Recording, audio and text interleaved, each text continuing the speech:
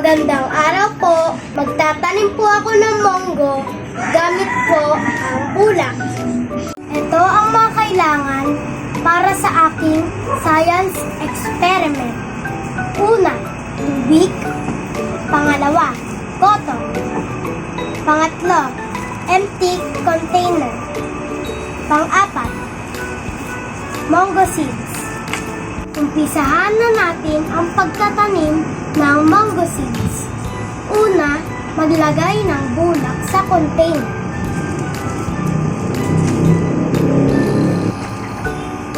Pangalawa, maglagay ng mango seeds.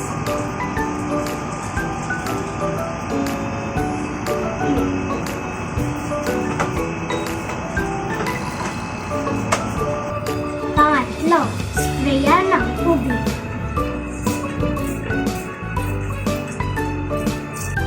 Ito ang itsura ng mango seeds sa day 1.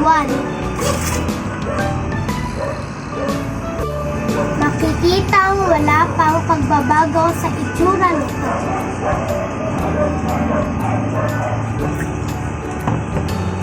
Day 2 of growing mango seeds. May makikita na tayong tumubo na sprout sa mango seeds.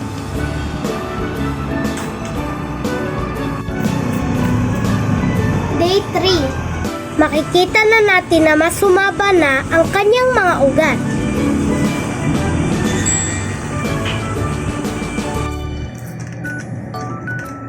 Day 4. Makikita na natin na tumubo na ito ng 1 to 2 inches. May dahon na din na lumabas dito.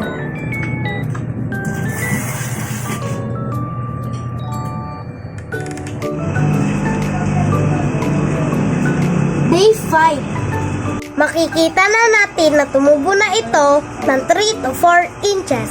Mas lumaki na din ang dahon nito. Natanggal na din ang mga balat ng mango seeds. Day 6. Sa ika-6 na araw, mas sumaba na ito ng 5 to 6 inches. Makikita din na unti-unti nang lumiliit ang mango seeds.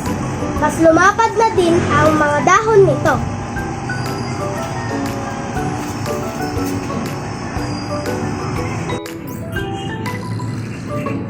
Day 7.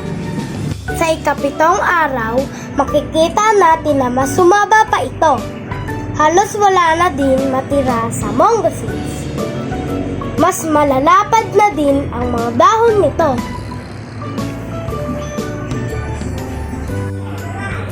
Dahil po sa aking experiment, nalaman ko po na pwede po pala tayo magtanim ng monggo sa bulak. Siguraduhin lang po natin na sapat po ang tubig at sikat ng araw. Salamat po sa panonood!